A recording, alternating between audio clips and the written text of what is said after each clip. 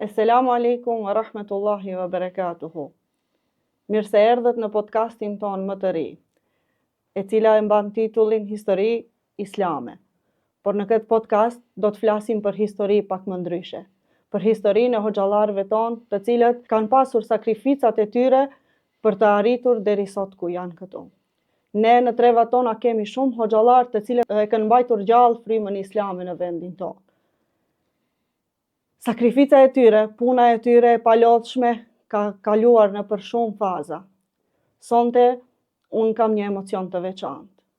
Një emocion të veçantë e kam nga se me mua në podcastin tim të parë, në studion tim të re, është një person i cili ka qenë çdo herë shembulli im.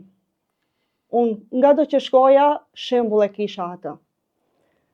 Tani që është pak para pensionit, jeta e tij çdo herë ka qenë në shërbim të fesë islame në trojet tona. Unë jam krenare që jam vajza e tij. Dhe sonte me mua është babai im, ndryshe Hoxh Zendel Efendi Xhezairi, i cili shërben si imam që 35 vite në vendin e tij të lindjes. Mirë se erdhët në emisionin tonë të parë. Mirë se u gjeta dhe faleminderit për ftesën që na e keni bërë. Bab, a ju kujtohet momenti i parë, sakt, kur ju ka ndjerë zemra që do ta ndiqni këtë rrugë? Bismillahirrahmanirrahim, në emër të Allahut, mëshiruesit, mëshirbërësit. Për herë të parë, prindi im më ka thënë, kur isha klasa 7 në shkollë fillore, shkojsha në mekteb të hoxha i fshatit, mësojsha, dhe ai kishte dëshirë të mësoj më tepër që të shkoj në medrese për të bërë hoxh. Çka ju undes atë ditë brenda teje? Një nevojë besimi, thirrje apo diçka, një thirrje që nuk mund ta injoroje?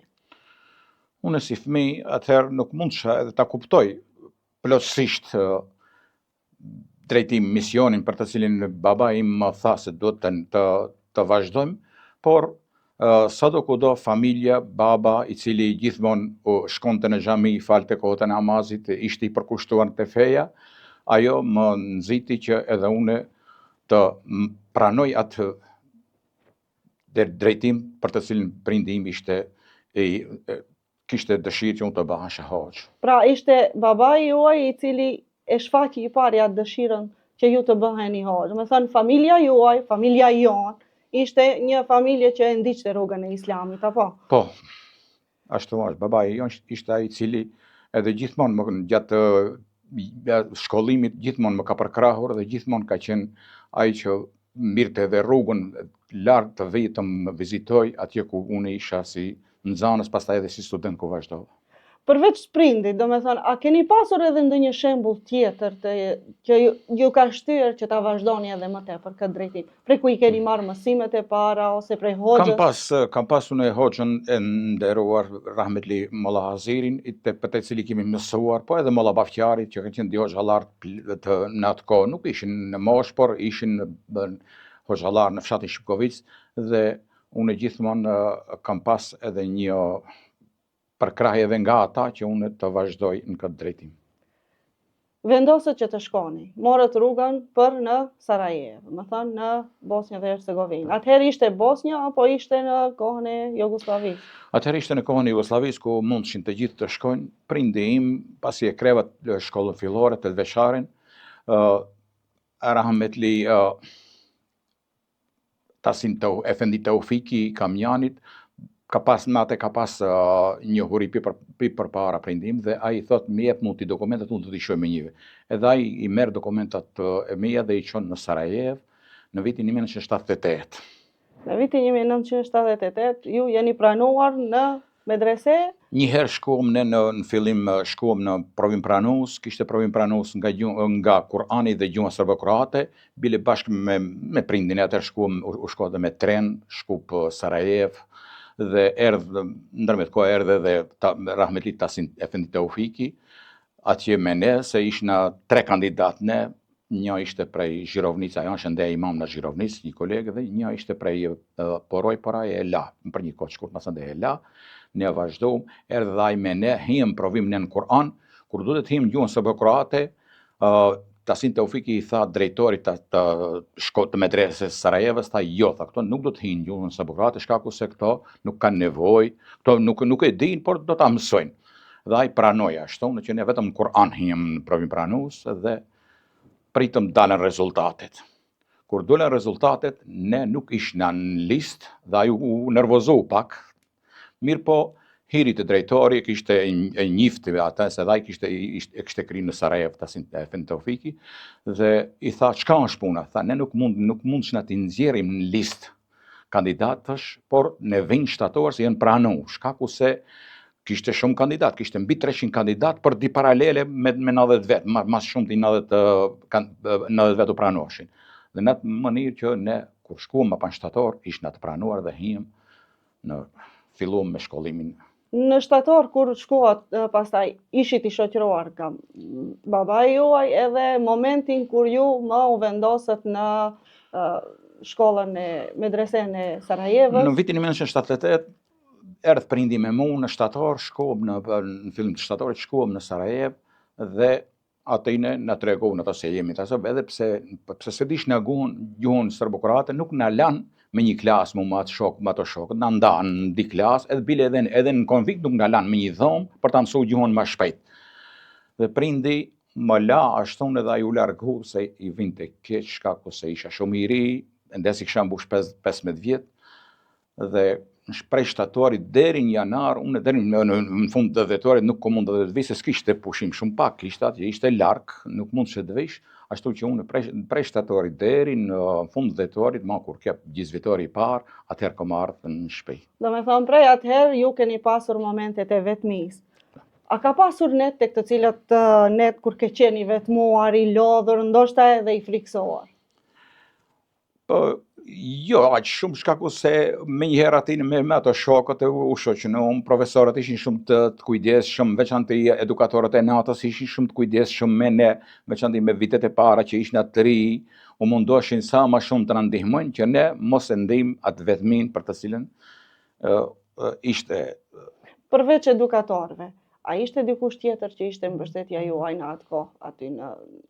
Ishin të gjithë profesorët ato të cilët me të vërtet na ipshin kurajo që ne të vazhdojmë në shkollë, të përgatitet, të mësojmë, të jena të aftë që nesër kur dalëm kur të krijmë dhe të jena në detyrë, të jena të përgatitur. Për çdo gjë ka çmim sakrifice. Cila ka qenë sakrifica më e madhe që keni bërë për ta mbaruar shkollimin në medrese? Sakrifica më e madhe ka qenë në atë kohë kur me të vërtet ka qenë kohë vështira, jo vështira edhe në aspektin ekonomik, kur u duhet e prindit t'i ndihmojsh, mirë po prindi për me dëshirën e madhe për të më bëha hoç, ai vendosi të më çoje në medrese dhe unë sakrifica ka qenë që unë jam detyru të rrija që edhe nuk shumë pak ku mund t'i ndihmoj në ato fillimet kur kam qenë si nxanës. A kishit përkrahje financiare nga bashkësitë islame të asaj kohe? Ne gjithmonë kemi pas një lloj burse nga Bashkësia Islame e Maqedonisë, faktikisht nga Miftinia e Tetovës, por shkueshin nëpërmjet Bashkisë Islame të Maqedonisë dhe kur na I çoishin bursat do vishin në Bashkinë Islame të Jugosllavisë në atë kohë dhe masandaj ajo na thirrte dhe pagueshna nëse kishna pagesë mujore, diku të 120 marka ishte mujorja, kur që pagueshna për shkollimin ton, edhe për konviktin, edhe për medresen. Në qoftë se e ktheni kokën mbas, a ka diçka prej të cilës ju dhimbse diçka nga ajo që ka kaluar? Nëse kthehna pas, është ajo që më tepër ka nostalgji për atë kohën që kam qenë në Sarajevo, por edhe ajo se kemi mund ende më tepër të bëjmë por si të ri, dhe njëherë I riu pak stagnon ose rri, nuk angazhohet aq sa duhet, ashtu që ajo është një gjë që me të vërtet dhe njëherë. Si I ri nuk ja dim vlerën aq sa duhet atë çka kemi ne përpara. Po, ajo është gjë kryesore. E mbaruat medresen, vazhduat përsëri edhe në fakultet, në po të njëjtin vend, në Sarajevo. Po, vazhdova në fakultetin e shkencave islame, medresen e mbarova në vitin 82-83, kam qenë gjenerata e fundit me 5 vjet. Medresja deri në atë kohë ka qenë 5 vjeçare. Dhe unë kam qenë gjenerata e fundit me 5 vjetë, se mas ndaj u bën 4 vjetë, dhe 8 ditë 83 mbarova dhe me njëherë unë u regjistrova në Fakultetin e Shkencave Islame në Sarajevo. Kur ka qenë eksperienca e parë e juaja si hoç? Eksperienca e parë ka qenë në vitin 80, kur e kisha mbaru vitin e ditë dhe më kishin caktu me një fshat të Bosnjës në Konjica, ka është një qytet Konjic, kishin caktu me një fshat për Ramazan, unë shkoj, ishte kohë e verës, gusht. Ashtu që unë shkova edhe e bana një muj ditë aty, edhe pse nuk ishte xhami aty në atë fshatin, se ishte 19 shtëpi, po ishte një mesxhit që ne vetëm i falsh në taravijat, për xhuma që kushta në qytet i falsha xhuma, ama aty vetëm. Kjo është eksperienca e parë që unë kam dalë, ballafaqimi i parë që kam dalë në mihrab dhe 30 ditë Ramazan unë kam fal taravijat aty. A cila ishte ndjenja juaj në ato kohë, në ato momente? Ndjenja ishte që unë veç ma e kisha mësu pak gjuhën, nuk ishte shumë probleme, por ndrimi ambientit me njerëz në fshat aty ku u do të për çdo ditë ata ma bishin bukën, ma bishin iftarin dhe sifirin, dhe njëherë shkojsha në shtëpi mirshin, ashtu që kjo është ajo që njeriu e sheh në atë kohë, si i ri, si nxanës, i sheh ato të mirat që dikush i ka për hoxhën ose për nxansin të cilin e kanë marrë gjatë Ramazanit të shërbejë. E përfunduat shkollimin, u kthehet në vendlindje. Prej një vendi ku ishte metropol në atë kohë. Erdhet në vendlindje si i ri që ka vullnet, elan të madh për punë. Duheshte të punësoheni. Ku ishte punësimi juaj i parë si hoç këtu në vendin tonë? Unë në 87 shkova ushtar, në atë kohë në ushtrinë e Jugosllavisë, e kreva ushtrinë dhe në 88 kur u ktheva prej ushtrie, ishte vendi i lirë në fshatin Veshall.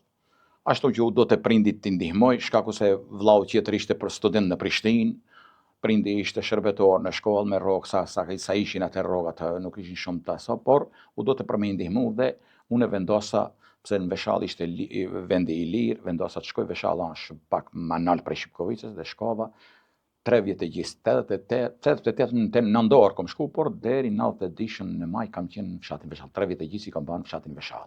E tani, prej metropoli, keni shku në fshatin Veshall, ku unë e di se sakrifica juaj ka qenë se është dashur të shkoni në kamp deri atje.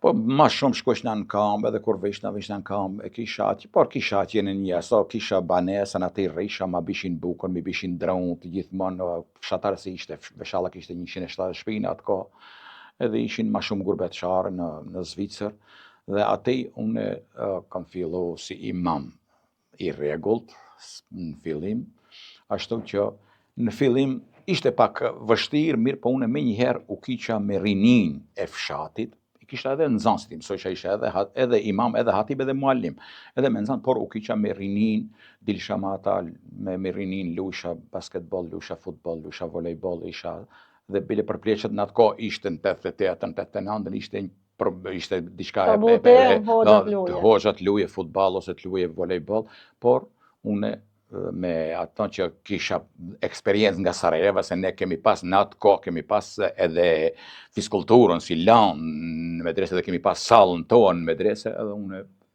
Me thonë, ajo ka vazhdu ajo frima e Sarajevës edhe këto pastaj, duke i thirr ato tabut që kanë qenë se hoxha nuk mund të luje, hoxha vetëm në xhami edhe përfundon çdo gjë. Unë ashtu fillova në ato, dhe për ato fillimet janë shumë të këndshme dhe me nostalgji, për kujtoj shpesh atë fillimin e punës time në Veshall. Rrugtimi yt si njeri, jo vetëm si hoç, atë ka ndryshuar tek ju diçka kjo rrugë, ky rrugti? Jo, unë jam mundu gjithmonë të jem në drejtimin të cilin e kam zgjedh vetë me dëshirë, edhe me dëshirën edhe të prindve, dëshirën time, dhe unë jam mundu gjithmonë të përmbahem atine parimeve fetare për të cilat e kam fillu këtë rrugtim. Të gjithë kemi histori të fshehura në zemrat tona. Tani, cila është një histori të cilën nuk e ke bë asnjëherë publike, por që të ka formuar shumë në këtë aspekt, të ka formuar shumë në këtë aspekt? Po nuk e di çfarë, po fillimi i punës edhe praksa që kam bërë gjatë Ramazanit, se si zakonisht dhe njëherë kam shku në Bosnjë dhe Hercegovinë për ta përforcu gjuhën edhe ma mirë, po edhe në fshat kam qenë. Ajo është e ma shumë që ka lënë, veçanti një si student kam qenë për Ramazan me një qytet Mrkonjić ku ishin 90% Serb, vetëm 10% musliman, kishte di xhami, aty kam qenë 2 vjet rend, 85 dhe 84 dhe 85 dhe ka qenë një eksperiencë shumë e madhe dhe me të vërtet aty kam ndije veten se sa duhet njeriu të të punojë për të arritur diçka, shkaku se ishte edhe vendi i tillë që u do të në qytet isha, u do të punoj bashkë me atë hoxhën që ishte atine për të arrit sukseset që ishin në atë kohë kur ishte shumë rënd, veçanti të punojsh me rinin, të punojsh me asa kur ishte shumë rënd edhe edhe për namaz për shku kishte lloj pengesa që ato u do të i kalohen. Prej në fshatin Veshall, thet në maj të vitit 1992 keni ardhur në vendlindje. Pasi doli hoxha në penzion ose ishte? Hoxha kishte dalë prej përpara në penzion, por në 92-shën i humbi syt krejtësisht, por në atë kohë kanë pas shumë pak kanë pas pensionet, ose prej 78-s ka fillu në Jugosllavi pagesa për pensionet e hoxhallarëve që ka qenë në mënyrë të organizuar nëpërmjet bashkive islame, nëpërmjet miftinive dhe bashkisë islame, dhe ato shumë pak kanë pas pensionet. Po dolën kur ka dalë në pension, pasandej edhe pak ka vazhdu, ashtu që në 90-shën kur i ka humbë syt, unë isha në Veshall dhe për një herë kur shkova në miftini, ishte në atë kohë mifti Muhamet Efendi Iseni, rahmetliu, tha Zendel, tha ti prej javën tjetër, xhuman tjetër, marrësh hallalek në Veshall dhe vish në Shqipkovicë. Edhe unë për një herë i thash, po nuk më keni pyet ju mu pse, si mundet ashtu unë? Tha, kanë ardhur, tha, këshilli i xhamis dhe kanë thënë te pas ne hoxhën tonë, pse të rrim pa hoxh? Të lutë në të ne bish hoxhën prej Veshall dhe vjen Shqipkovicë dhe unë me 2 maj 1990 kam marrë Shqipkovicë dhe prej atëherë jam në Shqipkovicë deri në penzion. Gati para pensionit. Në periudhën kur keni punuar si hoxh, ka pasur ndonjëherë ndonjë moment që të ka bërë të ndihesh keq apo të ka bërë të qash në vete, pa mos i treguar askuj? Ka raste të tilla gjithmonë në jetë, njeriu veçanti te hoxha kur shembull ndodhin raste vdekje, pak ma të ri, kur ka veçanti kur je ma i ri, ende ma tepër e ndihesh atë dhimbjen, por edhe janë raste kur e shohësh se duhesh të ecish përpara, duhesh të mundohesh nga drejtim të bëjsh diçka, por ndonjëherë në ato kohë ka pas pak ndonjëherë edhe pengesa, mirë po me lejen e Zotit kemi të i kalu dhe gjithmonë jemi mundu të përbahna parimeve fetare që të jenë atë suksesshëm në këtë drejtim. Tani një pyetje e kam unë për në fund, ne si fëmijë, atë kemi dhënë më tepër përgjegjësi apo je bërë që të jesh krenar për neve? Unë jam krenar gjithmonë me fëmijët e mi, edhe me vajzën edhe me djalin, shkaku se të dim kanë dëgju, i kanë kri, janë në drejtimin të cilin e kam pas edhe unë vetë dhe kjo më ban gjithmonë krenar që edhe shkollimin e keni ndjek, e kanë ndjek të di, kanë kri fakultete që ajo është për mu një krenëri madhe dhe një sukses edhe i atyri po edhe i imi. Nga i gjithë kjo, a keni ndonjë mesazh për rinin e sotme? Po, duhet të mundohen, edhe pse shoh se sot i hikin përgjegjësisë si imam, i hikin përgjegjësisë shkaku se e shohën se ende ne mvarna nga popullata, nuk është e rregulluar si gjithë duhet çështja e pagesave të dhe për ata i hikin, por nuk duhet i hikin, duhet të mundohen sepse Allahu xhallashan është ai i cili i zgjidh të gjitha rrugët në i hap kur njeriu është i sinqert në drejtimin e të cilin e ka filluar. Dhe për ata një apel për rinin, për ato të cilët e fillojnë këtë rrugë për të medreses, për të bërë hoxh ose për të qenë në drejtimin e fesë, që tjesën me të vërtet të mundohen, shkaku se nuk është çdo gjë siç duket ndonjëherë, por Allahu xhallashan është ai i cili na i hap rrugët dhe ne e shohëm atëherës, mas andaj do ta shohëm atë përgjegjësinë që e kemi pas dhe si a dish të sillna, por mos jesi edhe një herë vonë. Ju faleminderit shumë që pranovat ftesën për këtë podcast të ri, domethënë për programin ton të parë. Unë kam qenë shumë e nderuar, e respektuar dhe e emocionuar në të njëjtën kohë që në podcastin tim të parë ju kem juve si hoç i cili i keni shërbyer Islamit për vite të tëra. Faleminderit edhe juve shikues të nderuar që qëndruat me ne deri në fund. Këto nuk janë histori të cilat njihen nga të gjithë, por ama ata janë nëpër shtëpitë tona, janë nëpër xhamitë tona, janë nëpër zemra të pastra të cilat i kanë shërbyer Islamit në trojet tona. Shpresoj që ky emision, që ky podcast të shtojmë respektin ndaj hoxhallarëve të cilët shërbejnë me vite të tëra në vendin tonë. Deri në episodin e ardhshëm, Eselamu alaikum.